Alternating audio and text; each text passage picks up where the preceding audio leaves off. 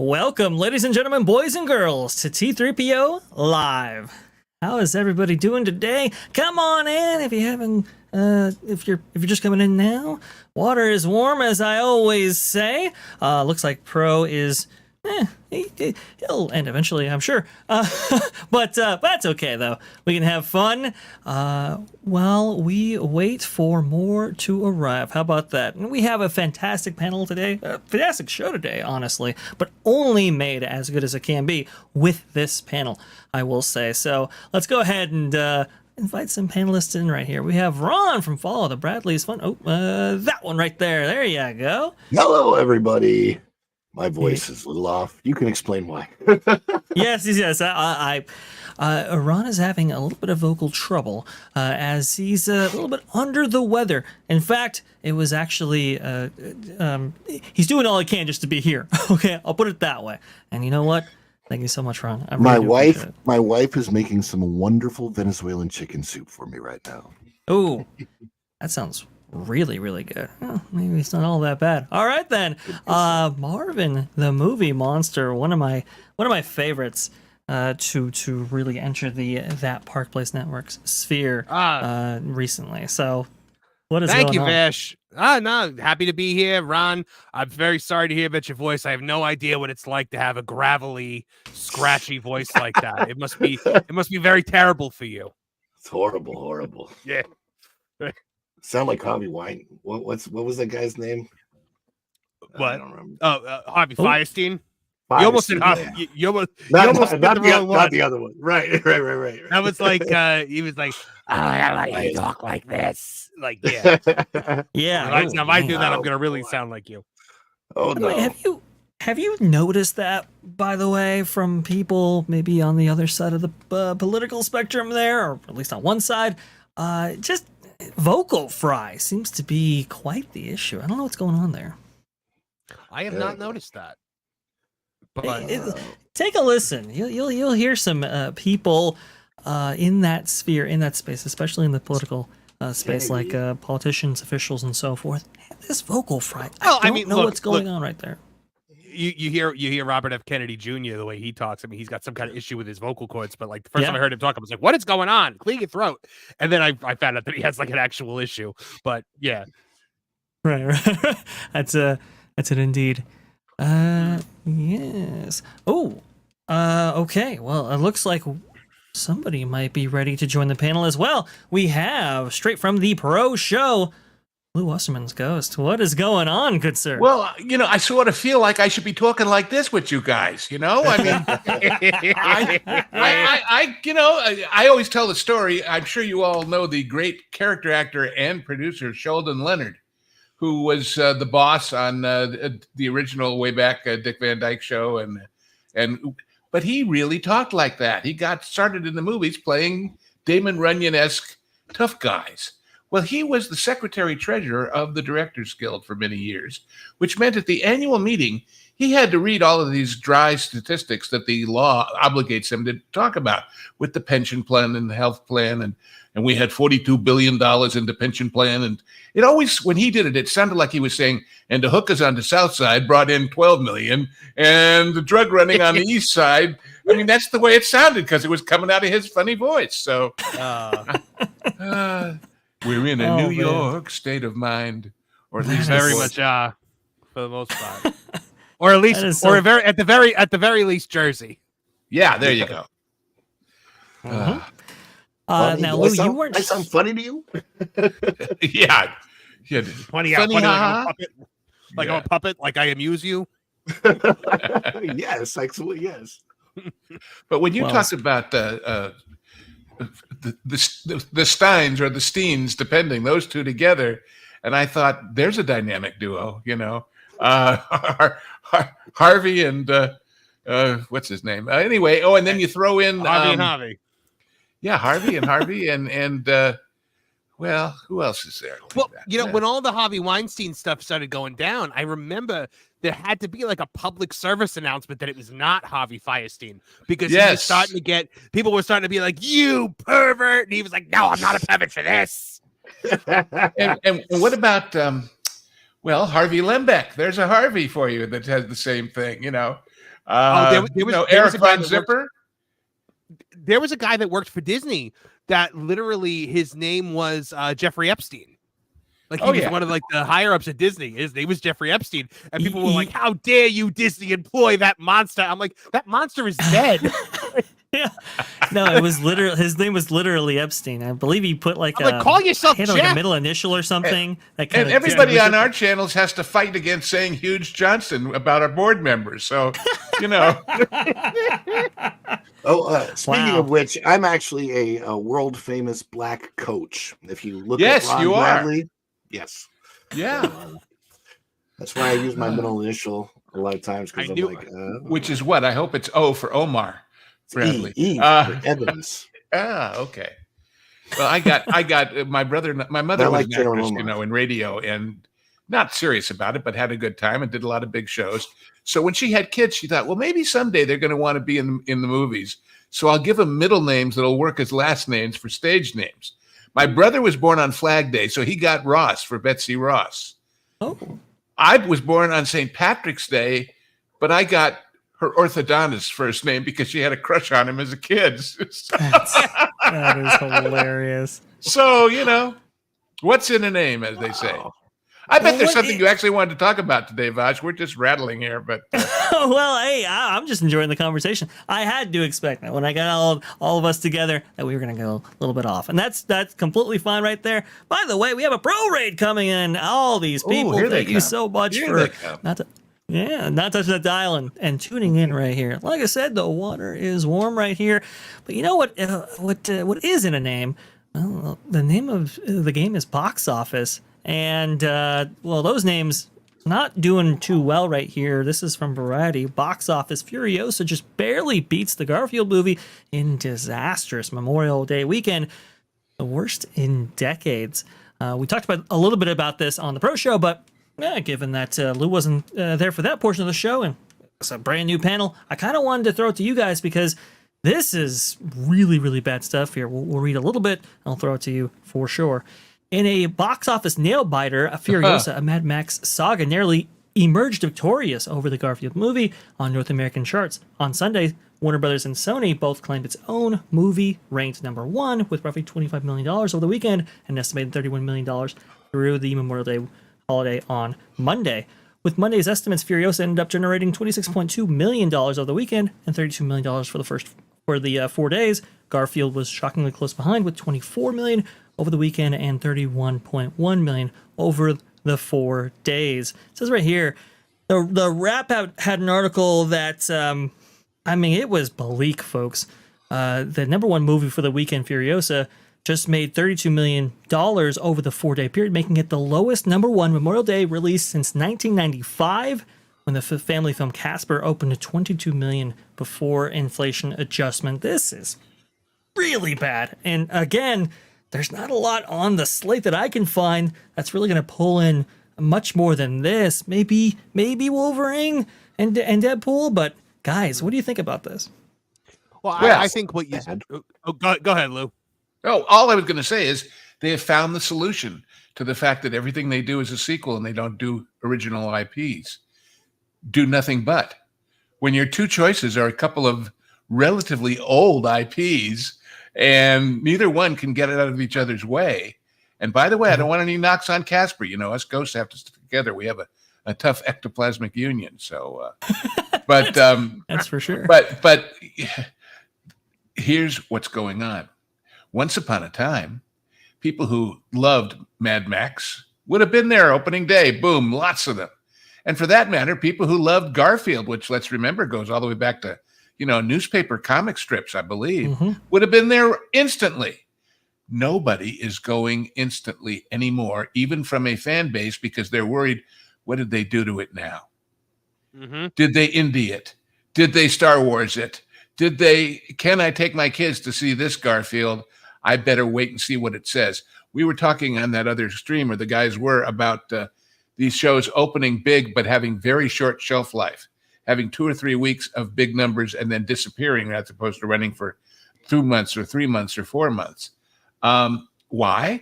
Because with the internet out there to advise us, for good or ill, and with all of the ways we can do a little research, I saw the trailer, it looked fun, so I went, doesn't fly anymore. Not at the cost that it costs to get into the theater with your whole family, and let alone, God forbid, buy some popcorn. So it's not anymore really as bad as this is. What happens the opening weekend? It's, will they ever have a weekend this high in the run? It used to be Star Wars when it opened, but it was on word of mouth and in anticipation. I remember being at the Chinese the very first day because I was in film school and people had heard things that it was going to be good. But then it went up and it lasted. Same thing with The Godfather. Same thing with any of the big pictures you can name. Gone with the Wind, for God's sakes, as much advanced as that had from everybody loving the book and having Gable in it. But these things, I hope you had a good weekend, guys, because that was it. It's liable to be content has changed, so much. It's so. Granted, there's 8 billion people on the planet, or however many, but the fact of the matter is that people can get entertainment and entertaining and informational content from everywhere. I believe YouTube is the biggest streaming service out there, right? So, the fact of the matter is, we just I will tell you personally, this is a feeling of mine.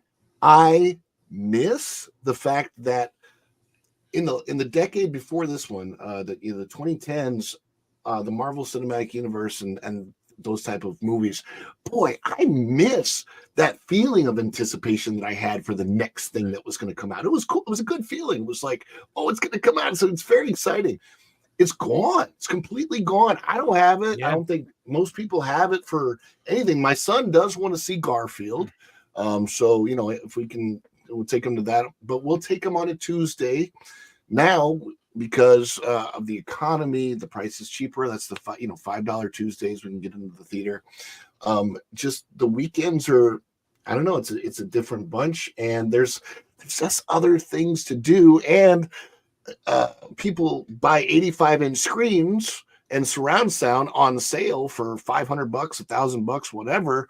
and you can get a lot of movies and a lot of home entertainment out of that without ever having to brave the crowd and go to a movie theater.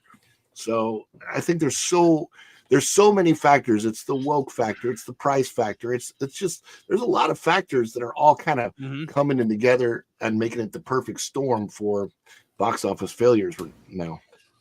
Yeah, Ron, it's exactly what you said. It's a multi-prong issue here. I think that they went too deep. From what I've heard, the Mad Max Furiosa, I've heard good things about it from people that I trust. I've never seen a Mad Max movie. It's never really been kind of my cup of tea. But I mean, you see right here, a B+ cinema score. The problem is, I think we're at a point now where people see strong female character as your lead character, and they don't even give it a chance anymore. We have boy who cried strong female industry that cried strong female character entirely too much, and that I think is the biggest detriment right now. And then on the other side of the coin, the fact that a family of 4 can no longer go to a movie theater and spend under $100 if they want to get, if they God forbid want to get snacks, you know. And of course, when I go to a movie theater, I always want to make sure that I buy snacks. You know, I get a popcorn, I get a soda, I get a candy, because that's how the theaters make their money. They don't make a lot of money off of the ticket sales, because the ticket sales mostly go back to the studios, I believe, if I'm correct. Luke can correct me if I'm wrong there. But it's mostly the concessions that make it for the movie theater. Well, and of course, you know, go ahead. Well, what you were talking about is real interesting. The way that these distribution deals work, the first week or two, the percentage is very high in favor of the studio. That's what the theaters pay to get the big movies in the way that the old block booking session used to do it a different way. But as it lasts, that factor shifts. The percentage to the studio goes down and the percentage to the theater goes up. Well, what if it never gets that far? What if it's gone in 3 weeks? Yeah. So the movie theaters are getting a double whammy here. And by the way, it's not just them. It's the restaurants in the mall where the movie theater is. It's, you know, and by the way, Anya Taylor-Joy has had a pretty good career. She's done some interesting things.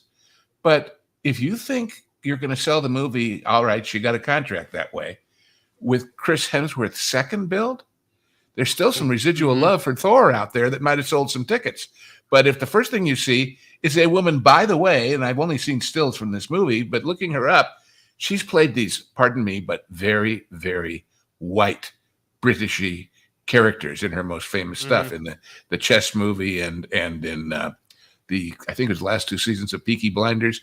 And here's this person with, like, you took off Batman's mask and there's the black eye makeup around the eyes, you know, and rather sparse of form and a bunch of explosions. And by the way, Furiosa, is that like culturally appropriated from Spanish or Italian or something Latin? What the heck does that even mean? You know, you were talking about bad titles, Vash. I mean, my favorite. Mad Max Saga is not good. Wasn't that the guy that Tony Soprano brought over from Italy in the second season? Yeah. or Pantangelo's brother that's standing in the back of the courtroom so he won't testify. I'll say the worst title, of course, in the history of the movies, in my opinion, is a movie I like and I loved the books, and that is there was a series of wonderful pulp satire novels called The Destroyer. It was 150 books in 85 languages all over the world. They decided to make a feature film with Fred Ward and Joel Grey. And what do they call it? Remo Williams, The Adventure Begins. If I know The Destroyer, do I even pay any attention to that terrible title? I mean, who's running these places? It was a fun movie, though. I remember that. Oh, yeah, it's great. But, well, the only flaw, the author of the books, one of the 2 authors, he said the problem was that they made the villain somebody that the SEC would go after, not Cure, the secret agency. So, but anyway, I digress, as I usually do. Sorry about that. You know, you talk about Chris Hemsworth being a draw, and I think that also hits the nail on the head, because, you know, one of the things about the Marvel movies is that I think the studio grossly misjudged was how much women really like to see Chris Hemsworth, Chris Evans, and Chris Pratt without a shirt. Right. Like, that's why women didn't show up for the Marvels. There was no big, enormous blonde man with his shirt off. And by the way, in that story, you just had the other slide you put up, Vash, of Garfield. They make a point that Chris Pratt does the voice. You don't see his chest if he's doing the voice of a cartoon. No. You don't see his charm and the twinkle in his eye. I wonder how many people actually even recognize his voice as being distinct in that. I don't know. That's a fair point.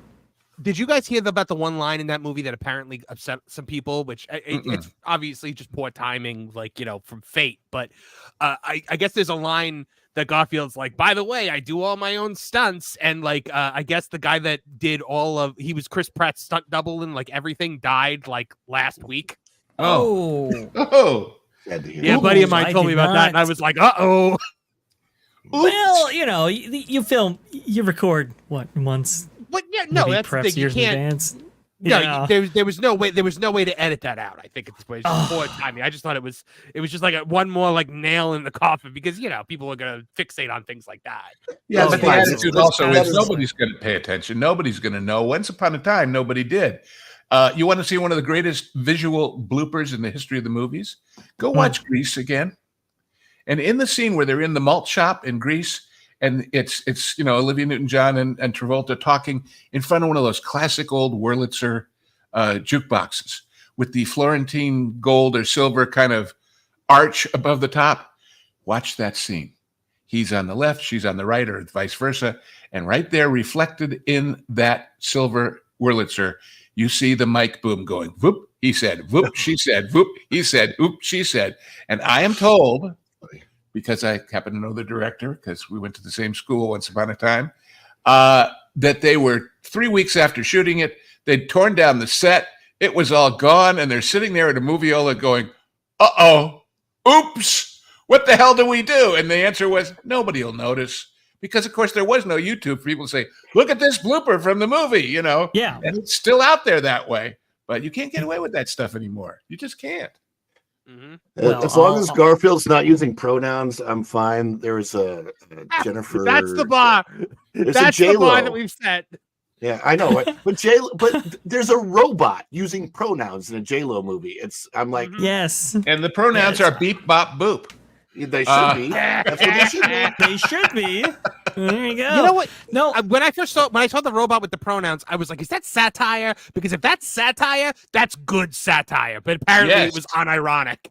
No. Yes. I don't think it was. I mean, I don't think it was. They kind of make a point that, she's gonna tell you how it is and get her way kind of thing. And let's remember that the hallmark of all wokeness is they have no sense of humor about themselves at all. That's true. 100%. That's true. 100%. Now here's the thing. Now I'm gonna push back a little bit, Lou, on you, Taylor Joy. She gets 30 lines in this movie, and she really does an amazing job. I'll bet she's great. I've liked her work. I didn't know who she was till I just looked her up. I'd seen her, but she didn't make an impact on me as a star to carry the movie, or as somebody that the movie would make from being nothing, the way that Mel Gibson was in the original Mad Max. I agree. She gets 30. I liked her as a character Magic. Yeah. Yeah. 30 lines. The New Mutants, 30 lines. But I was a big fan of New Mutants, the comic back in the 80s, and I actually liked her as Magic. I thought she did a good job in a kind of a poor, not a great movie, but it was an interesting movie. I mean, it was very mid, but it was like if that movie had come out in the 90s, it would have been great. Yeah. Well, I'm pretty sure that movie got delayed so much it might have been originally supposed to come out in the 90s. I know, right? It did get a lot of delays. I think the child actors were 8, and then by the time it came out, they were 25. So, what an interesting talk about cultural blends or appropriations. This lady should be the poster child for We're All Human Beings. Do you know her background? It says she was born on 16 April 1996 in Miami. Her father, Dennis Allen Taylor, former banker, and Jennifer Marina Joy, a psychologist. So she took her mother's name for her stage name. Her father's an Argentine of English and Scottish descent, the son of a British father and an Anglo-Argentine mother. Her mother was born in Zambia to an English diplomat father and Spanish mother from Barcelona. And she just happened to be married in Miami because that's where they were working at the time. Has American citizenship. They moved to Buenos Aires. They moved to Victoria, London. And I mean, wow. She first started dance, and then, oh, God. She literally was scouted as a model by a model scout while walking her dog outside of Harrods department store in London. Wow, I did not actually know that about her. That's like David Boreanaz. Like that was like how David Boreanaz was out walking his dog, and some agent walked up to him and was like, "You're a beautiful man. You should be in movies. Here's my card." Which they spoof it on the first episode of Angel, but that was like actually how he was discovered. Well, but all of that comes from Lana Turner supposedly being scouted on a stool at the soda fountain at Schwab's drugstore in Hollywood. So, wow. Anyway, I didn't know that about her. I will say, she's very talented, like I said, and apparently it was a very isolating role for her because, well, like I said, I mean, she speaks so little and she really interacts with so few people, relatively speaking to everybody else. And so she was in a kind of a dark headspace there. I guess George Miller has this idea that dialogue just slows these kind of movies down, so he didn't really necessarily allow her to embellish. I think she like fought for a scream. I think that scream is related to, well, her arm right there.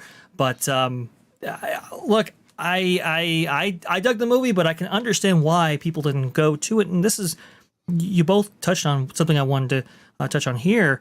How much do you think is it kind of a wokeness, or like Marvin, like you were saying, this idea of like a female lead and maybe the economic realities of today, or the market trends, or the consumer trends?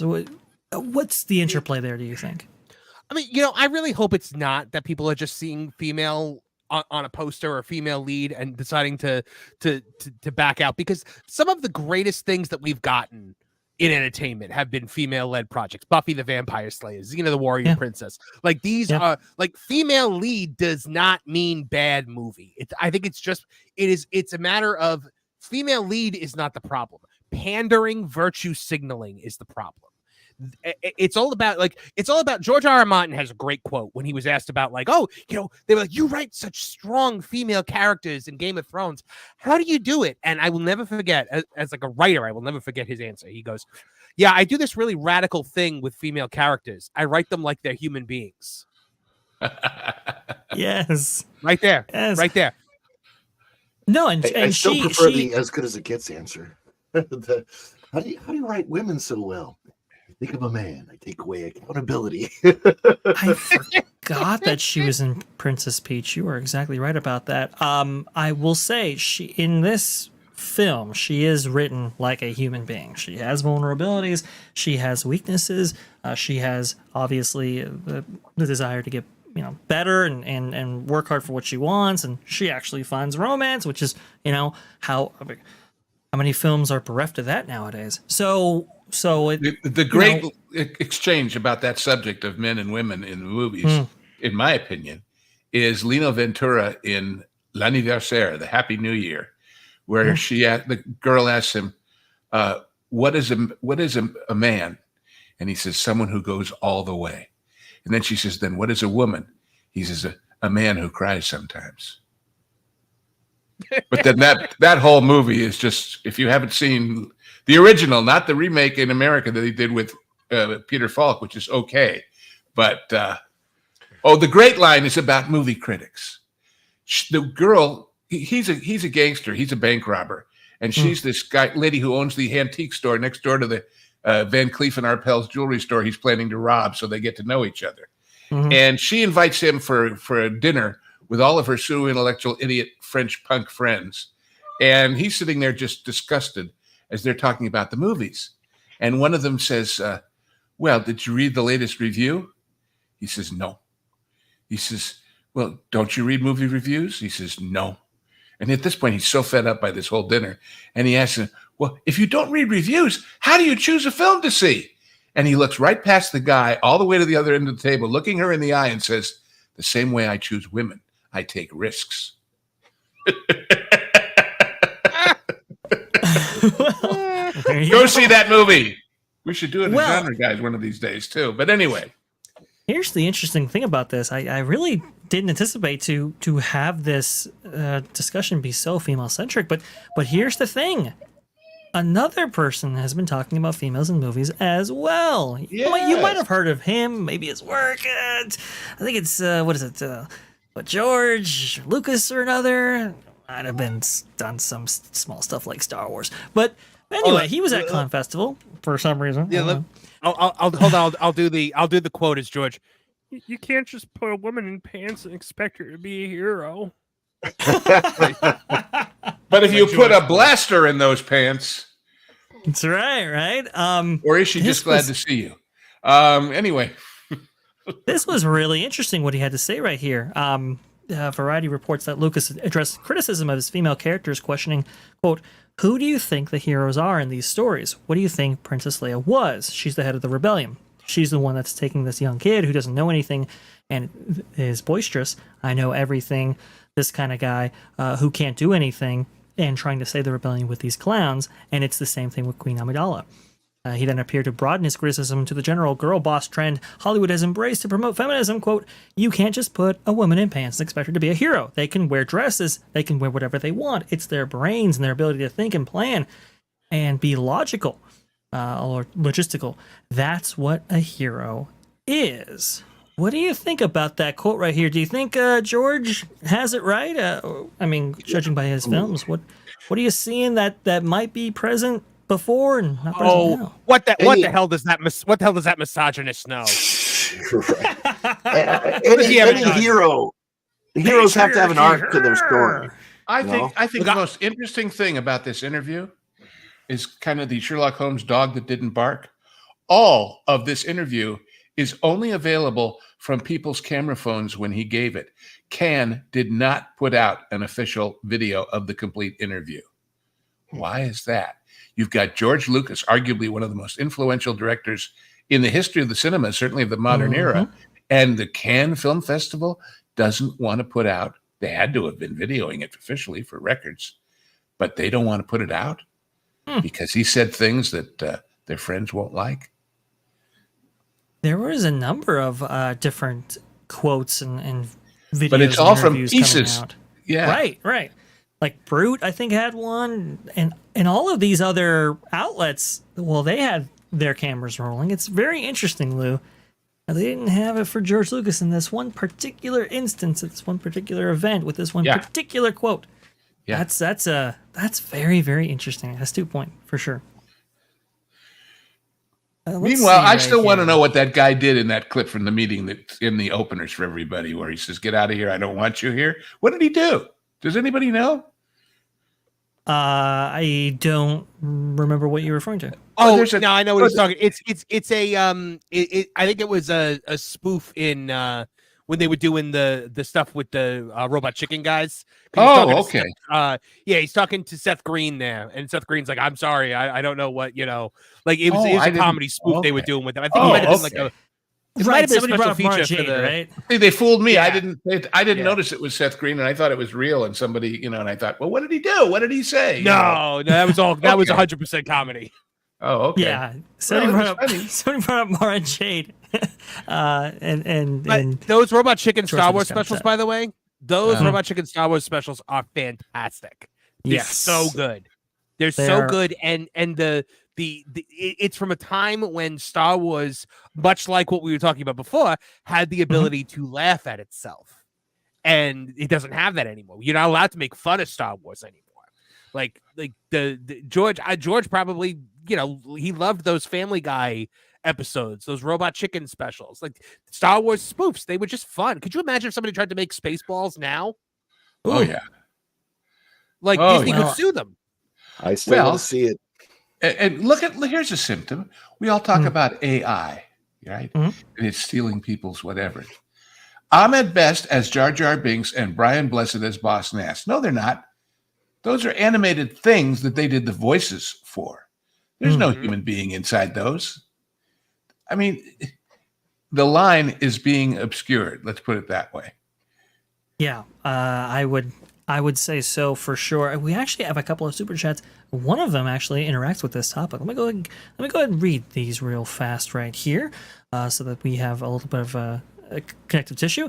Aurora uplinks with $5. Thank you so much. George Lucas, he has experience with heroes and villains on both sides. The prequels have been prescient to modern war and political issues. Drone wars. Yeah, and Aurora, I happen to be currently reading a very long, very exhaustive, but very wonderful history, basically, of civilization from before the Egyptians, and this part is part one of several he's going to write. It's it goes through Rome, and every time he mentions some obscure, strangely named person you've never even heard of from the time of Alexander the Great or of the Greeks, or comparable to when Charles de Gaulle did this, or when a certain German leader marched into Russia, or when these things repeat in history. This is human nature, not politics of the moment. It's how people react under stress and how people react under challenges and whether they rise or fall. And if that is absent, because instead you're imprinting a modern matrix on it of your own political beliefs, there's nothing to believe in, because there's no real person there to give a damn about. There's no real jeopardy. All this talk about a hero's journey. You know what has to be present for a hero's journey? Danger. Yeah. Real jeopardy. If you're not overcoming something very, very serious, you're not doing jack. You're just walking through the role. It's the difference between the hero's journey and what a lot of YouTubers have started to dub the hero's journey, which the hero's journey is you just have to accept the fact that you were amazing from the very start and needed to learn nothing in order other than to embrace how awesome you just naturally are. Yeah, the journey is through your awareness, not to the goal of the plot.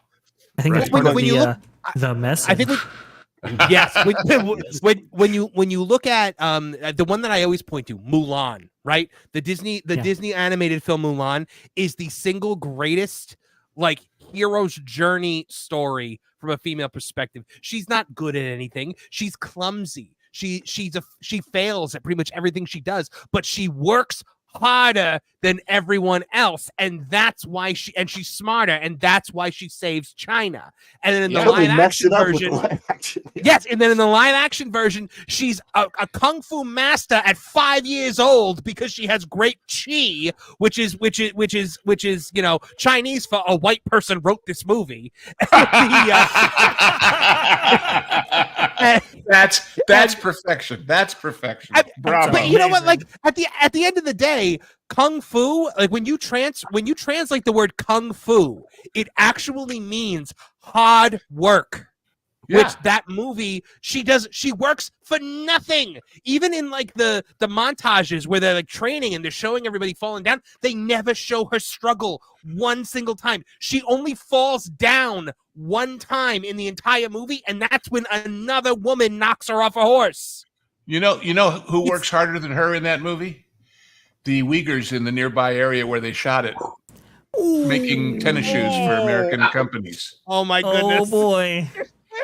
We are demonetized for sure. But that's okay though, because they have to. Well, no, I think you could say. I didn't say hair Uyghur. I think it's worth bringing up because remember, Disney they were praising the people of that camp right there. I'm not just talking about the people in it either, which was really, really unfortunate to see. Interesting. We have another chat as well right here. This comes from Wildman Beyond. I do apologize. 489. If you were disappointed by Edna's Furiosa, check out this Mad Max fan film, Hope and Glory Super Epic. Oh, that sounds pretty good. That sounds really awesome. Thank you so much for the $5, by the way. I have to check that out now for sure. And right here just came in. OCDD 93. OCDD, sorry, 93. Do apologize. Just read it right there. $4.99. Thank you so much. Oh my God, AI! Someone go change Jar Jar's voice so I can watch the prequels again. Yeah. It's a little grating. It's a little grating. I know what you change it to. Sure. Barry White's voice. Me so happy to see you. Boy. He's called Jar Jar Binks. what if we just made it Morgan Freeman? Mooey. Hey, yeah, my there. name. Jonas. My name is Jonas Jar when you Jar need Binks. it. Yeah, we My need name is Jonas right Jonas. here. We need to capture his audio and put that in. Marvin, I think you have a really good idea right here. Can make Misa millions for Club. sure. Misa having trouble with my bosses. Or Samuel Jackson. Me so tired of these miso snakes on this miso plane. When's See, I said the use of thinking we saw in trouble? What's he used to thinking? He can do it as Randy Newman. You've got a friend in miso. Which would be a Japanese reference too, of course. But anyway, you know who got me banned from the Gungan City? Andy Dufresne. He was. This is amazing. Oh, wait, this is too much fun. We got to do Morgan Freeman. Morgan Freeman. Misa have maybe one or two accidentes. wait, Vash. Yes. Paul. Miso see your face having ghoulish pallor. Oh, Almost as yeah. if miso room am stretching. There's no there you go. turning back now. There you go. Got a little bit of that in there. And speaking of Paul Frees, Maybe we Haunted could- Mansion Disneyland, Barry Place 28. What is going on, good sir? Thank you so much for joining us. Hey everyone, thanks for having me Hey. again. Ron, we were doing- Lou, Marvin, good to see you guys. Was that true what you told me in the other chat that they are really all out of the jam? Yeah, they actually You went to selling out the Knott's jam Berry like Farm crazy. and they ran out of boysenberry jam. No. Yeah, I Lou mean, wants me to is send there him is some there a boysenberry God in jam. heaven or what? I mean, golly. They Did can't the keep it in M&M store stock. run out of M&Ms too? Like, No, so Smucker stopped selling the boysenberry jam, and because they stopped selling it, now the only place that really sells it is the berry market. So whether you go to the website or you go to Knott's Berry Farm, they're constantly just selling out of their boysenberry jam right now, which is God. unfortunate. So Isn't that This is- sad? this I is didn't mean to awful bring good you in for on you. a sad note. Well, yeah. Now I'm that's depressed. That's tough right there. Reminds me of when I was at Epcot the other day at the shrimp stand and they were out of shrimp. Absolutely. Well, you know, we have to ask all these journeys to find justice. Is there really justice in a world where Knott's runs out of berry jam, but Star Wars keeps putting out blue and green milk? I mean, there ain't no justice, guys. That blue and green milk is long past expired, I can tell you that. It never expires. Oh, look, Can I you know what? consider The one it? thing I will, the one thing I will It has a defend shelf life Galaxy's from a Edge on- galaxy far away. The one thing I will defend Galaxy's Edge on is I'm kind of glad the blue and green milk wasn't milk from the milk stand, because the last thing I want to do in the 100-degree July weather is walk around with a big glass of milk. It's a fair point. That's a fair It'd point. be like Yeah, it'd be like the Ron Burgundy, like, not oh, real milk milk. was a bad choice. I got to tell you, from the time they first announced that they were going to build Galaxy's Edge, back there where all the Big Thunder Ranch used to be, I thought for sure they're going to keep the turkey legs and call them banta legs or something. But it never showed up on the menu ever again, did it? mm, I will say the Uh, Ronto wraps are good. Yeah. Roger wraps are pretty good. Yeah. You can buy turkey legs, just not in Galaxy's Edge, which is unfortunate. Lou, I think you're onto something I right mean, there. I first heard that. I said, Lost oh, that's a opportunities. natural adaptation between that and the barbecue stuff. Yeah. But no. Of course, if they had banta legs in the restaurant, it explains why they don't have one walking around like they were going to do.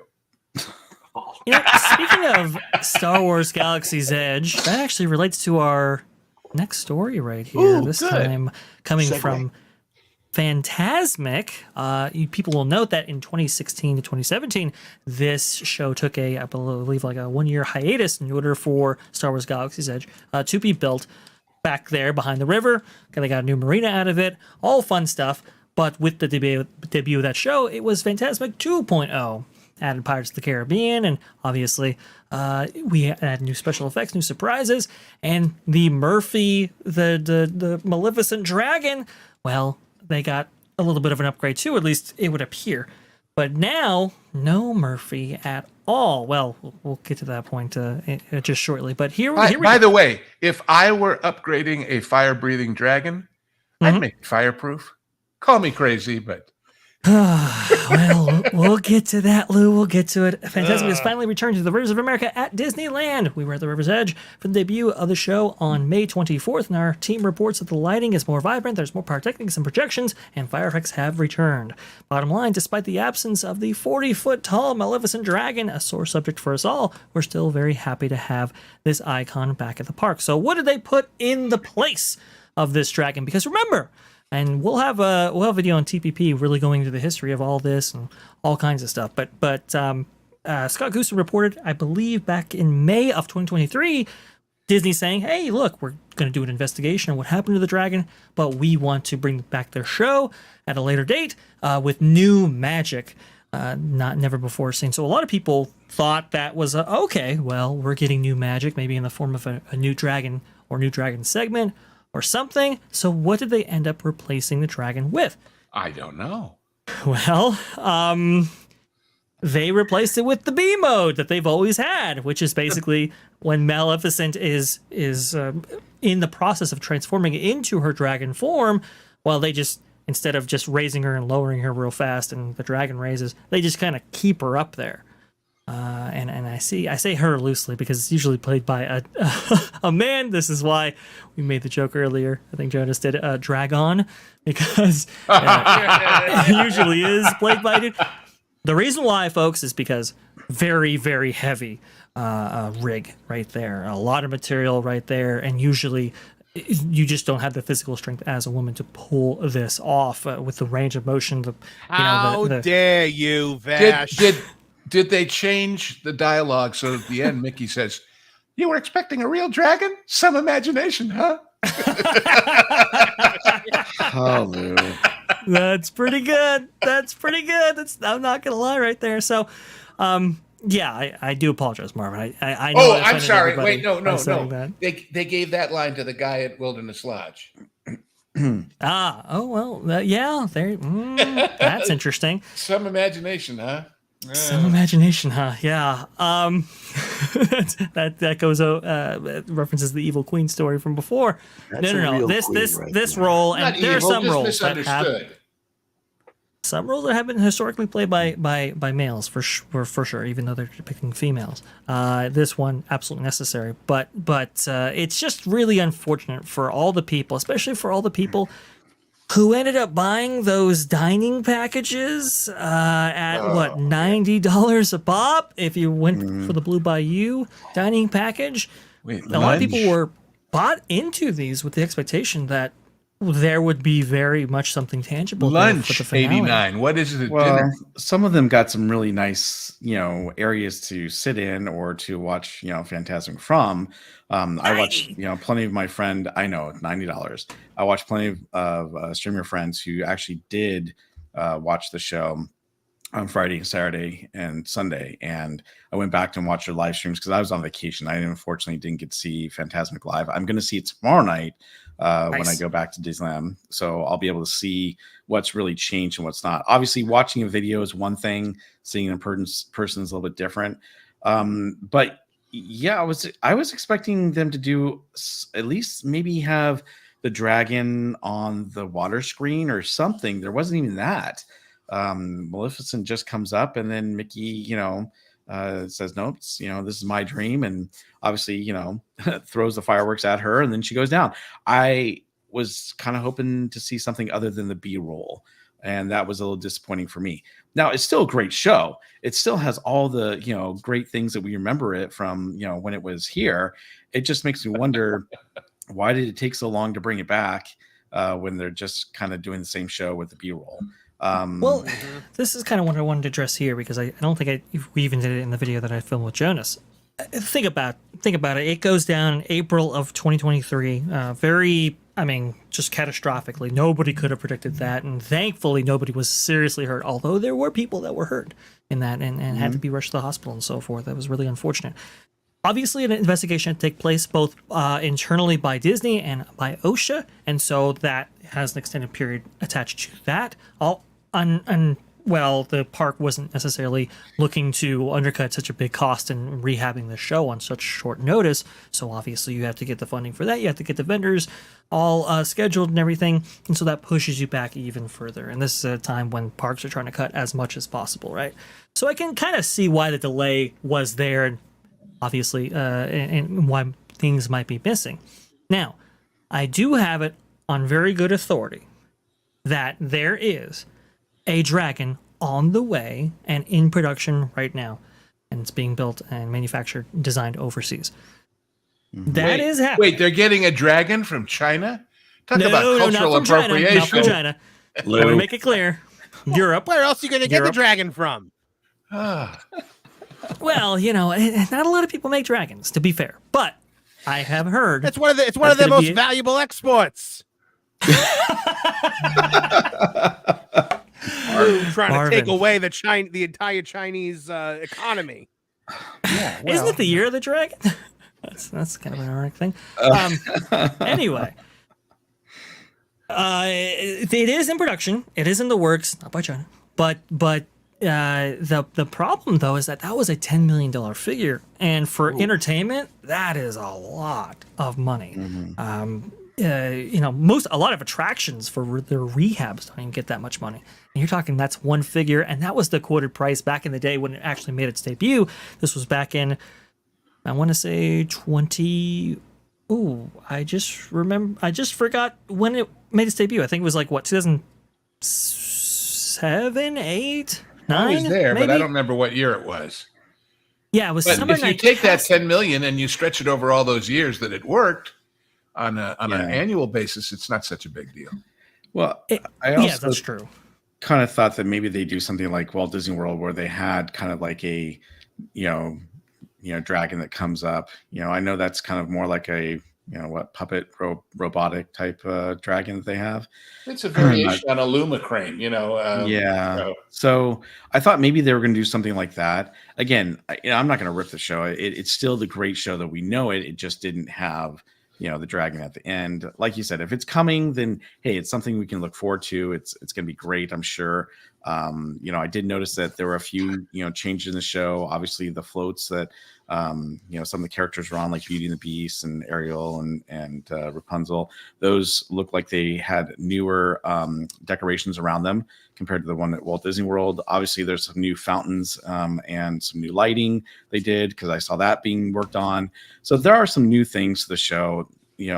Obviously they're very, very subtle. Peter Pan, having that back was pretty amazing. Big deal. Even just watching it on video. So I got to be honest with you, I was kind of okay with, even though the dragon was not at the end and it was a bummer, knowing that one is on the way, I was kind of a little more forgiving, given the fact that, it's finally back and it's great to see. And I enjoyed watching it. So I don't know about you guys. The Peter Pan thing is so great. And that's the reason to pay the extra money to be right down on the river's edge, because they literally swing out over you on that rope. And that's pretty exciting. So, yeah, that is really, really cool. I got a dragon right here if they want to use it. I mean, that's. Oh, could you imagine it's just Figment? It's just a figment, yeah. It's At the some end- imagination, At the end, they just turn him into Figment. Wait, that's the Disneyland dragon. I've never seen the Fantasmic at Disneyland before. I've only seen the one. Oh, okay. I haven't even. Oh, well. I'm comparing. Oh, I'm, my I'm goodness. comparing Let me that see if I can right find- now to the jank thing that we've got in Florida. Yeah, and it is a jank it's thing. not even close. I think the one in Disneyland's way better. Oh, yeah. man, that's so yeah. cool. Yeah. Let me see if I can find Cliff flicks here. Look, the one thing I was just happy was when I heard about the changes for the one in Florida was they took out all that Pocahontas stuff, where people would be like, "What the heck is going on right now?" Well, and Let me of course, see. the other thing about the real one, by which I mean Disneyland, is that's the real Mark Twain coming around with all those people with the sparklers, and it's so great. It's so. And you have twice the size of the cast on the boat compared to the one in Walt Disney World. Here we go. I did not know that Marvin Okay. hadn't seen this before. So Yeah, no, so let's I've always see. heard that it was different, but I never knew how different. Yeah. Very, very different in that way. Here we go. That could be humming is the a theme. 45-foot tall audio animatronic dragon. This thing was so cool. It was. Yeah, Lou. Oh, Mercy that's got it right here. ridiculous. It is awesome. It was so good. Now hang on here. And the deal was that these two show's kind not of over. fang-like wires come down out of the roof of his mouth, and then the gas blows out past them, and that's what ignites them, is the wires. Oh, how cool is that? Yeah. And then that river pyrotechnics in comes the head as at well. you. And I mean, and of course, one thing about it was all contingent on weather. If it was real windy, they wouldn't do it, or they'd do only part of the flame because they didn't want it blowing in the faces of the people in the front. But you know, So the water cool. still catches on fire, which is amazing and awesome. Yeah. And I don't so think it does that everything in was Florida good. anymore. I don't think they light the water on fire in Florida anymore. I thought they did. I should go see it. Oh. No, Oh, somebody that they I knew might just not, went and saw because- the new. Yeah, someone I knew just saw the new one, and they were like, "Yeah, the water didn't light." Well, they put in like a Mulan segment now, and there's like a couple of different things, but that makes it a little bit more current. But nothing like this. I haven't Oh, seen it yeah. since it's been back It's here yet. So the Pirates of the Caribbean segment that Peter Pan replaced recently. Let me see if I can find it. Yeah, here we go. There it is. It's a This was full-on added pirate as- ship. Yeah, it's the Columbia Columbia. redressed for the show. What the heck? Marvin, I can't even believe you don't know this. Yes, we have You know what? two ships actually, the Mark Twain and the Columbia. Disneyland has just kind of never been like a thing in my mind because like I've got family in Orlando, so I go down there a lot, and it's I've never even thought about like the other side of the country, I guess. But lately I've been seeing things like this and things like out of Tokyo, and I'm like, I think I need to start Wait, here expanding it my comes. horizons Watch a little this. bit. Watch this. They swing out almost literally over the audience, That's off the stern of the boat. Yep. But That's supposed to be. Yep. Is that supposed to be This was the Elizabeth? pirates. Yes, Elizabeth. And here, watch this. Look at that. Oh, that's neat. Well, I mean, they do something. They do that same thing in the Florida one. They got it used to be John Smith would swing around, but I think now it's Aladdin that does it. Aladdin, Check this yeah. out right here. So as the boat's kind of careening past right here, Elizabeth's Oh, gonna come on! swing as well. It's Yep, like not even fair. Right It's here. so much better. Here, look at that. Wow. super You cool. see how close the front row of the seating is, and And- then Oh man. And yet they still do that with Peter Pan. If you saw the Yes. new show, yeah, Yes, they they still do. have people swinging around the ship and stuff. And they got Peter Pan and Captain Hook. The flying choreography is atop the very ship. similar. It's amazing. It's great. So Very cool. I'm not going to rip Fantasmic whatsoever because it's still an amazing show. Yeah. The fact they don't have a dragon at the end, yeah, it's a little disappointing. But Peter Pan is back, and this show is back, and that's And this what's so show- wonderful. if you could see the infrastructure, like I say, I happened to be there Oh, for the so good. press opening back at the original, and they took us down underneath where all the fountains and the pipes and the lights and the projectors are, and that film was a special heavy-duty, really stiff plastic film, and it was tougher than the sprockets on the projectors. It was tearing not the film but the sprockets off the wheels, and they had to keep replacing them. Oh jeez. And I don't know. Did I tell you guys that story about the opening? They had No. It was about 2 weeks after Elizabeth Taylor had rented out all of Disneyland for a birthday party for Michael Jackson. Gotcha. And so here's all these cynical press people, mostly from the East Coast, who are always willing to rain on the parade if it's Disney, right? Or were in Mhm. those days. And I was about to Eisner's say, up that there. doesn't sound like modern day. No, but Eisner's up there with these like giant oversized cue cards, like 7x12, holding them in his hand, reading this intentionally stiff. We would like to welcome you all to the latest magic excitement, blah, blah. And suddenly from the back comes a really great actress playing Maleficent. And she says, "Wait a minute, Eisner. You can't have a magic show without a sorceress." And he looks at her and he says, "Maleficent, you here?" And she said, "You were expecting perhaps that Taylor woman again?" And the audience Nice. just died. And from there on, we were putty in their hands, That so- was man, And you could do stuff like that.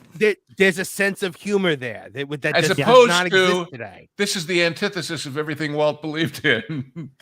Disney PR Yeah. today versus Disney then, right? And so, Disney then. Okay, well, here's Disney now.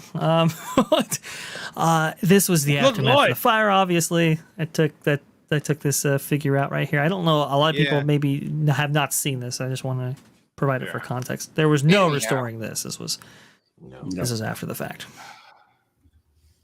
So unfortunate. Super. Wow. Because Super Murphy was sad. amazing. Well, I can tell you right now, you know, there's stuff coming. I'll put it that way. There's stuff coming, really, really good stuff. But we're just, I mean, you can't replace a figure like this, you know, within a couple of months. It takes years. Friends of mine from Florida, before they had Fantasmic in Florida, came out who were running a Disney board back then. And you know the part in the Elephants on Parade segment where he's pachyderm? Well, this friend of mine who was into it all but didn't quite hear it right, afterwards he says, it was great, but why did he yell bag of dirt? Bag of dirt. Yeah, bag of dirt. You know, I missed the Pachyderm sequence right there. Unfortunately, with 2.0, after the 2017 redo for Galaxy's Edge, they took a lot of that stuff out. They've replaced them with more modern, I don't know, iconic we don't want to visuals and imagery. Movies since 1990, I mean, before 1990 or whatever. Yeah, 1992 was when it made its premiere, and literally it had remained largely unchanged since then. So 2.0 was a big deal. By the way, is this now 2.5? Is this 3.0? What do you guys think? 3. I think if you have to ask, the changes aren't affordable. Well, I don't know. I mean, do we need to call it a 2.0 or 2.5? I mean, it's kind of the same show as it was before, just Peter Pan coming back. And obviously, you know, they haven't replaced. Well, the big thing with the Peter Pan segment was, for some reason, the one float that was out of the parade 90% of the time was the crocodile. Yeah, TikTok. Right. They had TikTok chasing behind the boat, you know, with his tongue out, getting ready to eat Captain Hook. And that wasn't restored, and I thought it wasn't going to be. It's really unfortunate that part of it wasn't. But again, it broke down all the time, way back from the beginning. For some reason, they never got that one right. So, go ahead, Marvin. I believe. I was just thinking about I like things like the TikTok crocodile chase and everything, or just villains in general being involved in things. Like you look at things like the show they used to do in front of the castle. I forget what the old one was called, but like it would the villains would like invade it and take it over, and they would like drive off the villains. And now I remember when I went for a trip down to visit, we watched the Mickey's Royal Friendship Fair, and I'm like waiting for the villains to show up. And they just don't. Like there's no conflict in anything anymore. It's I don't know. They're like afraid to like embrace conflict now. Yeah, this is that TikTok figure that we were talking about. It's in a day, but otherwise it's hard to see. But it used to follow the boat behind the Columbia, and it used to be. So Captain Hook used to swing just like Johnny Depp, or Jack Sparrow, I should say, did in that one clip that we saw before, and he was like, hey, you know, this crocodile's gonna eat me, and to have a real life TikTok right there kind of sold that premise, right? Mm-hmm. But Marvin, I think you're right. There is no conflict. There is no struggle. There is no something to overcome. I think that's so important for these shows. When I saw Mickey's Royal Friendship Fair, like everything was just like, hey, isn't friendship great? And I like expected the villains to like show up and be like, friendship sucks, and like them to like have to like overcome them with like the power of friendship. But then like it's just, everyone just keeps coming in and like, yeah, friendship's great, and like that's like nothing ever challenges the concept. Like it's a participation trophy in friendship. Basically, party. Yeah, think about it. That's dangerous to teach your kids. Everybody's your friend, including the people that aren't, and then it's too late. Speaking of struggle, guys, I have been struggling, so I need to get going, let myself off, and take care of this stuff issue. So thank you so much for inviting me in and hear you. Yes, and I will see you real soon. Thank you. I very much appreciate Ron stopping by right there. If you want to follow Ron more, you can go ahead and do that at Ron Bradley's Family Fun, I believe, or follow the Bradley's Fun, I think is his YouTube channel. I'll have it in the description after this video. Follow the Bradley's Fun is what it says over there on the right side of our secret screen. The other thing I was going to mention before we, I guess, leave Fantasmic, because it's certainly the whole premise of the show was that it was Mickey's imagination. And the part where the villains say, we can control his mind, we can take him over, and then he fights back. That was really profound for a nighttime fireworks and thing. And indeed, the show was originally called Imagination. And then they said, wait, we can't copyright that. We can't sell T-shirts. We have to come up with a fake word. Right. And thus was born Fantasmic. Look, there's a Mick in it. But that's why you get the imagination in the front of that show, referencing the original name. It's such a great show. Like I said, 1992 is when this thing premiered. And I don't believe they anticipated it to last quite that long. It certainly didn't in Tokyo, which is interesting. Just an incredible show. I very much hope that whatever replacement to Murphy, and by the way, the reason it's called Murphy is because back in 2009 for the Summer Nightastic promotion, they made a big to-do about the dragon, featuring it prominently in marketing materials, promotional materials, the posters and so forth, and it didn't actually make it in time for that debut. It was having so many problems that people called it Murphy's Law or Murphy, and unfortunately, I guess Murphy's Law took over at the end. So there you go. But they couldn't get Abe Lincoln to work for the opening of the World's Fair either. Right. Yeah, that's true. There's a history of things taking a little longer, and that's okay if they get done and they're wonderful. Mm-hmm. But see, that's why I'm okay with Murphy taking a little time to come back. I mean, we got the show back. That's the most important thing. And if they take a little time and they do it right, then it's going to be an amazing show once it does come back. And I'm sure they're going to tweak it. And hopefully, maybe they'll bring TikTok back, the alligator. But I'm sure they just got it going again. I'm sure they're going to make a few more tweaks, and sooner or later, we'll have that dragon back in some form or another. One last thing, please. Philosophy. I was talking about that press event for the opening of Fantasmic. The day before, when everybody was gathered, was a big news conference with Michael Eisner. And the big question that he was asked in 5 different ways in those days, what about a second gate? What about another park? You've got all this land. People are clamoring for it. You're riding high. And he said something I think that's very interesting. I remember it very well. He said, he says, Walt, of course, was a genius, and all of this is thanks to him. But Walt was in a different position than I am. Walt, in a way, had nothing to lose. He could take risks and go out on limbs to the degree that Roy let him. He says, I've got a huge company with stockholders to please and whatever, and I have to be a little more of a conserver than an innovator just by the nature of my role, and make sure that I don't, in the process of going forward, screw up anything that has come before. Mm-hmm. Now, what's Bob Iger's dedication? Get rid of everything that came before, and après-moi, le déluge, right? Mm-hmm. I mean, look at the difference in philosophies there. For all you can say about the good and bad that he did, that was the right answer, Yeah. So, with Eisner, I remember people cursing Eisner's name like he was the devil incarnate. Yeah. And I mean, like now it's like, oh my God, I would kill to get Michael Eisner back. Ain't that the truth? So true. Unlike the great purchaser, the miner of IPs. Yeah. My favorite with kind of guy. Yeah, my favorite with Iger was, and like I say this as I'm looking over at my workbench where I have a Bob Iger puppet under construction. He is. Yeah, that's coming for the movie channel for Tootie Talk TV. He's gonna be like he's gonna be like my co-host that I bounce off of.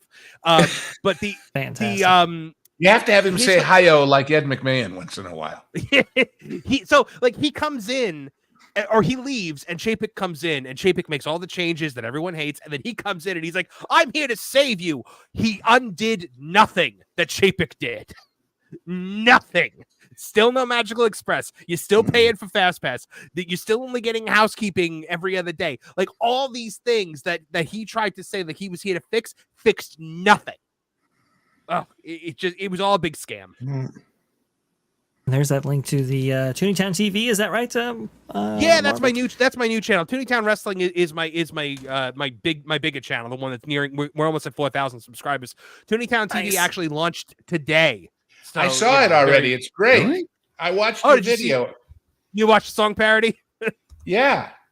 Oh, I'm glad you liked it, Lou. Yeah, I put up a song parody for about Kathleen Kennedy and Star Wars. It was set to "Look at Me, I'm Sandra Dee," but it's I am Kathleen Kennedy from Lucasfilm Ltd. It was I wrote it long time ago, but I'm glad it finally has it's finally getting some. Well, years ago, I had an improv troupe that did movie spoofs, and I had the Little Mermaid singing "When a Fish Becomes a Star." And we went on. So maybe we should collaborate on some lyrics sometime. Lou, I will collaborate on anything with you. You just let me know. Thank you. Well, Marvin, That I'm is following you now, fantastic. so you just have a new subscriber. There you go. Oh, thank you very much. I did that today too. Link to the channel and to his video down below right there. Let me go ahead and get some super chats, and we'll go into our last story of the day right here. OCDD93 says, Barry White, yes. Haha, Morgan too. Jonas, yeah. I'm going to be consulting with Jonas to try to get, well, as the next super chat actually says, starring Jonas J. Campbell as Jar Jar Freeman. That's from TLJ Screwjob with $2. Thank you so much for that. But Jar Jar Freeman, definitely got to get that going with Jonas for sure. Aurora Uplinks with $2. Thank you so much. Misa Gungan, teach you to keep her name out your mouth. Yeah. That's the Will Smith one, isn't it? Yep. Little Used to keeping my wife's name up. Aurora Uplinks with another $2. What do you suggest? Al Vincent Price as Jar Jar. That would be good. That's an interesting one. I could see it. Yeah. Go and Shogi with $4.99. Thank you so much. If a dragon cooks itself at its own fire, is it considered confetti? Is that right? Confetti. Oh, sorry. No, confetti. That's a very clever joke. I gotta- like that joke a lot. Yeah, that's good. See, and I just butchered it. I do apologize, go and Shogi, but the panelists. You don't have they bailed me an out, so thank you. educated palate, Vash. You don't have it. Yeah, but he's Wow. he's perfect eating Chinese food. I can swear to that. That's true. Lou knows. We'll make you a culinary master at some point, Vash. Yes. Confit. No, it was really small on my screen. I swear. Graph Web, $2. Thank you so much. For F's sake, hashtag cancel Disney Plus. Hey, news on that score. Yeah. I already have mentioned many times that if people are keeping Disney Plus just to get Bluey, you can buy the first 2 seasons from Amazon for $19.95 or whatever. Guess what came out today? And I have it on order already. Oh, what's Season that? 3 of Bluey. Oh, So now for what? $20-$30. Goodbye, Disney Plus, and you can play it for your kids all day, all night, Marianne, forever. Wow, Lou, I didn't think of you as the Bluey watcher there. You know what? I don't have Disney Plus. I never have. When I heard this was so good, I ordered it for my about-to-be 1-year-old grandson, who I had the pleasure of breakfast with this morning because they were visiting. And he has now become a Bluey-holic. Every time they send me pictures, he's got a Bluey blanket and a Bluey cart and a Bluey everything. So there you go. It's addictive. It's such a Blame your wholesome. grandkid. I know you're watching it for show. yourself. No, but I did watch 1 or 2 just to make sure before I sent it to him. I'll tell you that, just because. Hey, we all have to be cautious these days, right? Yeah. When everybody was talking about it, I remember I watched it. My Mrs. Movie Monster and I watched like an episode or 2, and I was like, wow, what like a wholesome show with like a very positive representation of a father, which like you never see anymore. Like fathers are the enemy. So I thought it was great. And it's great that they do what they do. Somebody in a super chat in the prior show said something about they should make a Bluey feature film they'd clean up. I don't think they want to or will. They're good at these little 8-minute, 12-minute pieces, and that's what they do. Let them do what they do and give you lots of variety and an ever-changing story. Much better than doing a feature. Absolutely much better. Well, never say speaking never. of wholesome, speaking of the old school mentality right here. We just lost somebody truly amazing, truly inspiring, and really all of our childhoods, I think, have been touched in some way through music and rhyme, with the likes of Richard Sherman and his brother Robert Sherman here. Unfortunately, passed away at the age of 95. I believe we were going over this in the next Hollywood and Lou show at Sinai Hospital, I believe, Lou. So Cedar-Sinai, yeah, which is where Sinai, yeah. all the best people in Hollywood go to die, either there or the place I was born, St. John's in Santa Monica. But well, we were there because we were looking at it from the map on our geography show. Because that corner where Beverly Center is, right there next to the hospital, is the center of the TMZ. And if you don't know what that is, you got to watch our show and find out. That's right. But the center of the musical universe, certainly at Disney, with these two guys. I was saying earlier when we were talking about this, yes, wonderful songs, wonderful lyrics, wonderful moments in our lives, and wonderful things, not just the obvious things like Small World, but all of them so Yes. Addictive and repetitive. Yeah. But Yep. you know what? These people are artists and tech guys, because that whole idea of a song that repeats every X number of minutes and seconds in an attraction and morphs like it does, for example, in Small World, from various national styles of arrangement. That's not something just a songwriter can pull out of his hat. You got to understand the mechanics of Imagineering to do that. And these guys certainly did.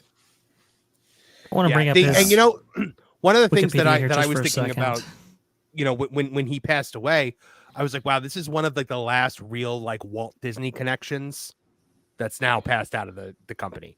The Shermans were, I mean, like they were the boys, they were right there in the trenches alongside of him. I love, if you guys ever get a chance to hear the Shermans do like the original ballad version of Small World, it's beautiful. Yeah.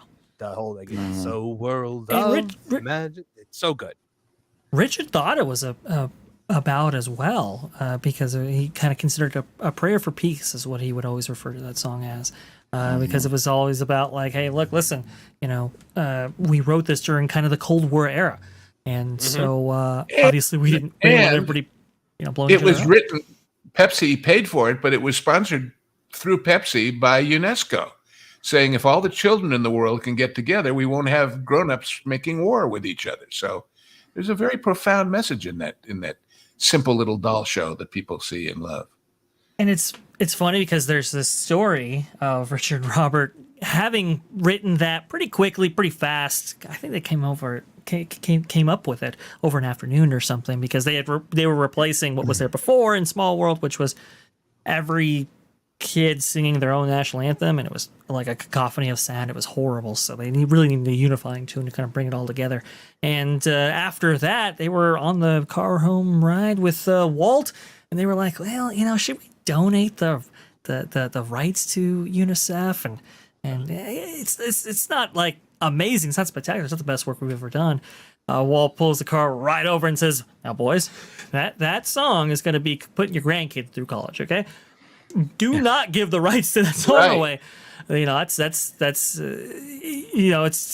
is a gift to the world, but you should definitely be the one responsible. So and I wonder how many people know the story about how a spoonful of sugar got Please go ahead. Well, the story is that they were struggling with the songs, and he was kind of depressed, and his kid comes home from school, from our mutual alma mater. Both he and his brother and me and obviously his children all went to Beverly Hills High School. And he said, what'd you do at school today? He said, they have this new thing for polio, this vaccine that they don't use a needle. They put it on a sugar cube and you eat it.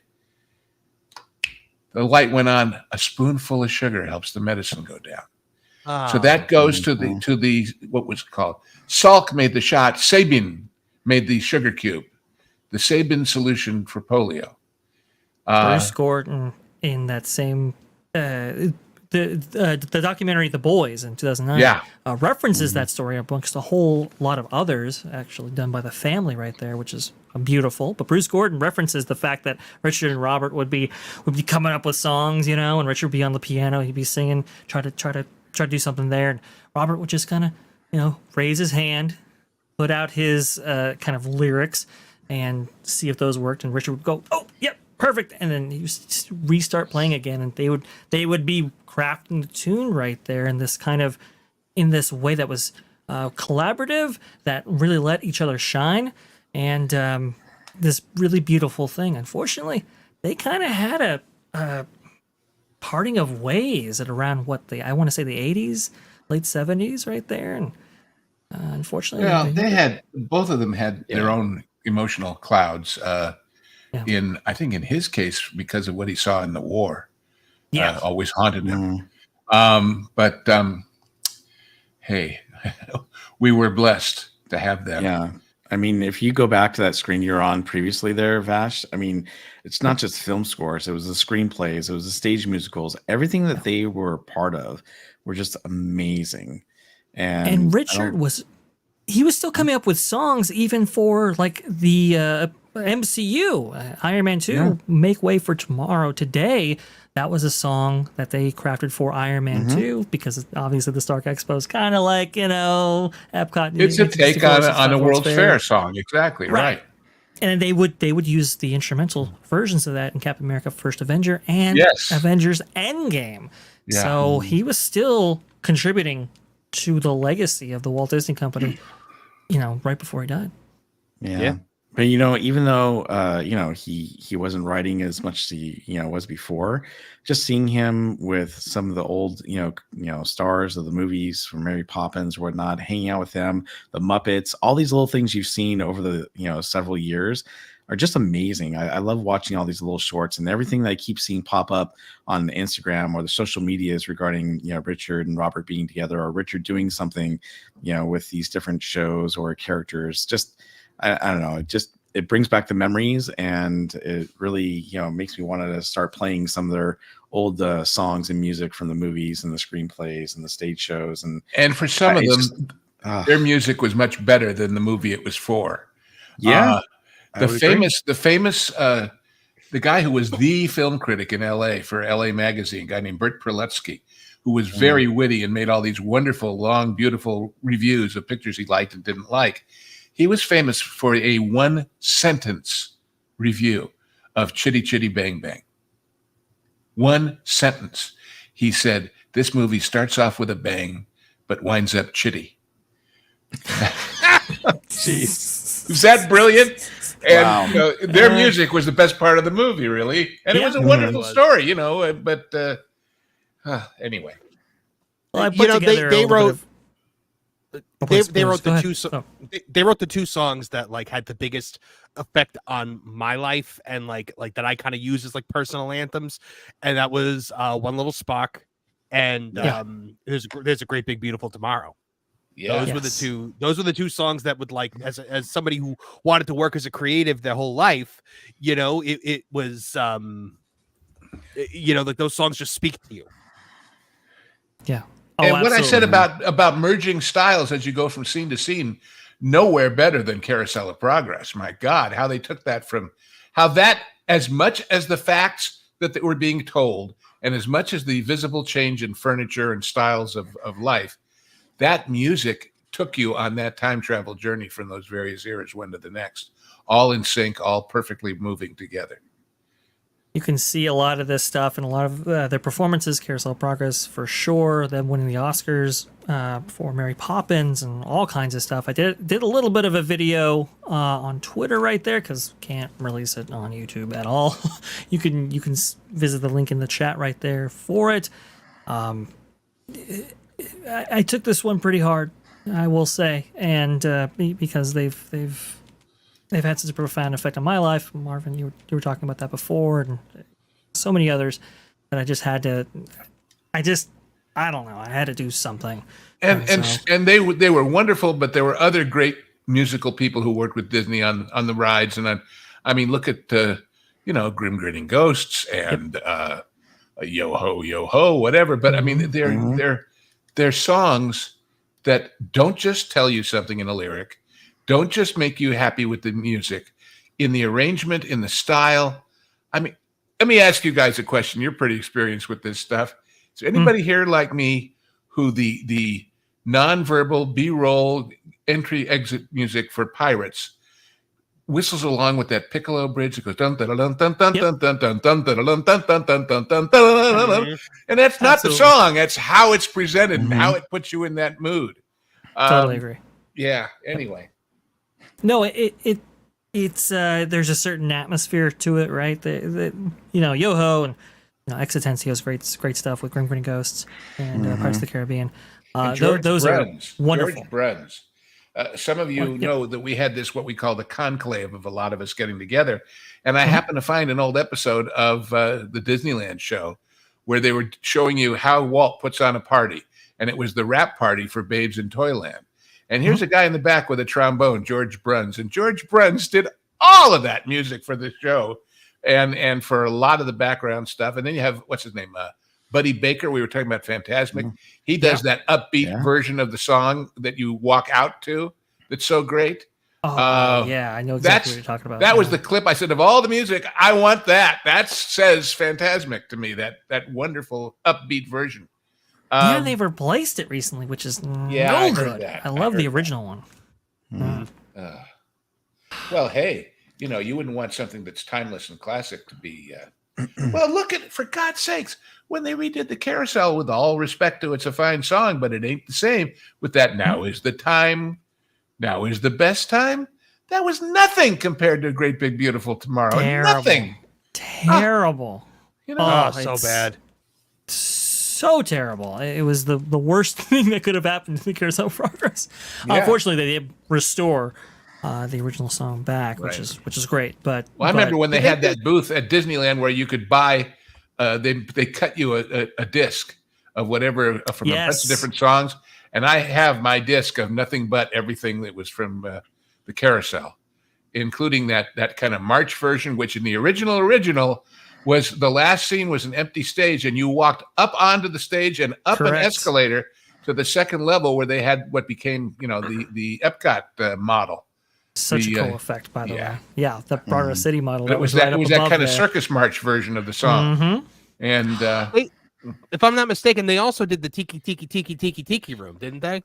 Yes, I think so. Yep. Did a Tiki Tiki Tiki Tiki Room because, they needed a way to describe what this was, because honestly, nobody had really put on a show quite like that before, and so it was the perfect binder. Well, and originally, as we know, but out there may not, it was going to be a restaurant. It wasn't going to be an attraction. Yep. And then somebody said, sitting under a bunch of birds, real or imaginary, while you're eating might not be the greatest thing in the world. And they came up with the show because Welcome to Our Tropical Hideaway, you lucky targets, you was not exactly the theme intended, Right. Then the same company years later decided to make a movie where a rat just touches all your food. That's right. Probably even your confit. Well, there you go. Yeah. Call back. Lou is great at that, by the way. By the way, guys, don't touch that dial. You will be redirected to Mr. H's show. It'll be taking place. I'll put a link in the chat just to make sure that even if it doesn't work, you still have a way to go there. But don't worry. We are a carousel of progress and a magic journey and all those other things. Go ahead, Mark. One Sherman song that I think doesn't get enough love ever is I Want to Be Like You from the Jungle Book. Yeah. Oh, yeah. It's a good song. That was them. I don't think they wrote all the music for that. I don't think they did the Bare Necessities, but I Want to Be Like You was definitely them. Yeah. Well, and one of the benefits for that movie and a lot of the others is they were often cast before the score was written. So, for example, Bare Necessities, great song, but without Phil Harris's voice in your mind's eye when you're writing it, it wouldn't be correct. Anything like it. We learned that when Bill Murray sang it. Yeah. Well, as much as we're gonna miss Richard and Robert, and obviously Walt's gone as well. All three of them are together now, so who knows? Maybe they're making magic together. They're looking down and saying, "How big a hurricane can we generate up here to get Iger out of it?" Stop it. Walt and the boys, man. Walt and the boys. No, it's It's sad, but And we forgot to mention Walt's supposedly absolute favorite of all their songs, "Feed the Please. Birds." Feed the birds. Yes. Yeah. Yeah. I love the So story about how good. Walt just asked them to play it over and over again. Yeah. Yeah. Yeah, he called him in his office, like play. Yeah. It's kind of like Bogart telling in Casablanca saying, "Play it, Sam." Oh, I don't remember that one. Oh, go ahead. You played it for them. You can play it for me. As time goes by. Mm-hmm. A man has dreams of walking with giants to carve his niche in the edifice of time, and they certainly carved theirs. That is absolutely for sure. We'll definitely miss Richard, Robert, and Walt, of course. But on that note, Lou, what do you got coming up later on? I don't know, genre guys? Well, Lou, we just did the favorite movie of our fearless leader, Pro, a.k.a. Bridge of Spies, which is better than you remember it. Go watch it again. It's that good. And I'm going to give it away. I found a piece of trivia about that movie that will blow your minds, guys. As you know, the movie is about the shoot down of the U-2 spy plane.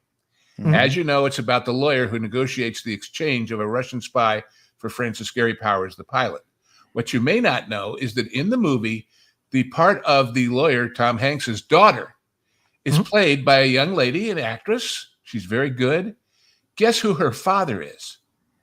Bono, U2. Mm.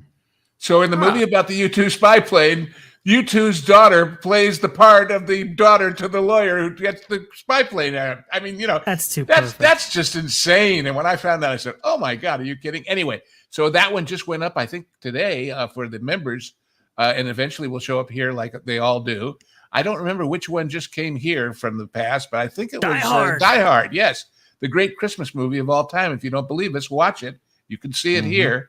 Vash and I just did a very special variation on our Lou and You thing, where we basically took you on a tour of Southern California to show you all the various famous places that have been used as locations in some of your favorite things. Everything from the Santa Monica Pier to the Bat Cave to Vasquez Rocks, and we'll mourn for the Gorn out there at Vasquez. But and then we record mostly on Saturday nights for genre guys. The next genre guy, well, I'll give you a hint. I'll give you 2 hints. To watch that movie and really appreciate it, you're going to need seashells and Taco Bell. You all know what that is, right? Demolition Man. Oh, yes. Oh, yes, absolutely. Well, I always do these little cryptic lines for the thumbnails, and on that one, I said, what did I say? I said, Sly and Wes make a mess.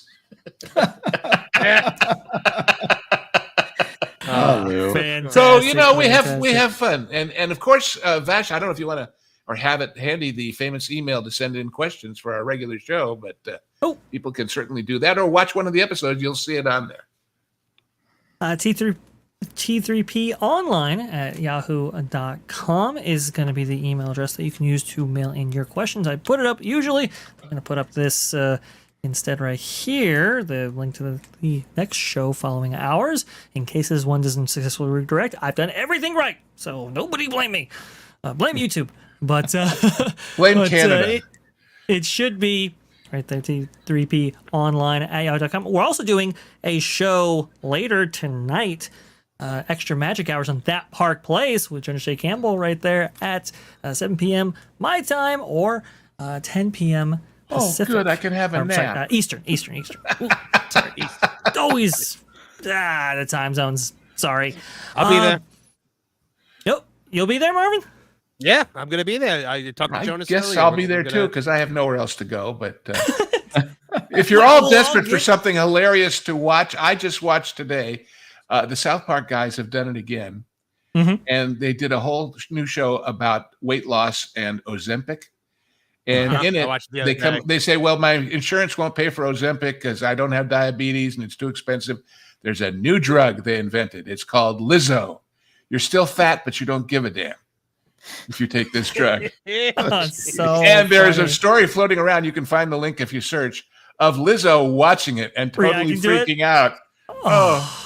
Great stuff. Marvin, what do you got going on? So tonight, 8 p.m. Eastern Standard Time. If you are a wrestling fan, check out Toonie Talk Wrestling over on youtube.com/@ToonWrestling. We're going to be breaking down the WWE's King and Queen of the Ring and AEW Double or Nothing. One of them we liked, one of them we didn't like. And so me and my panel, we're going to be we're going to be breaking that down for a tight 2 hours before I move over to that Park Place at 10 p.m. Eastern Standard Time to be with you guys for those extra magic hours. Fantastic. Thank you so much. Can't wait for that for sure. Bob. Oh, and of course, check sorry. Go ahead, Marvin. I just meant to say, and of course, please check out the new channel, Toonie Talk TV. Got the link right there in the chat. I'm sure some of our mods will put that up as well, and I'll have it in the description for sure. Bob, what do you got going on? So I'll be back streaming at Disneyland tomorrow night, checking out Fantasmic for the first time since it came back, since I was on vacation. So if you guys have nothing to do, please come join me. I will be at Disneyland tomorrow night, probably around 7 p.m. Pacific time to start the stream. And of course, I'm not sure which Fantasmic show I'm going to catch.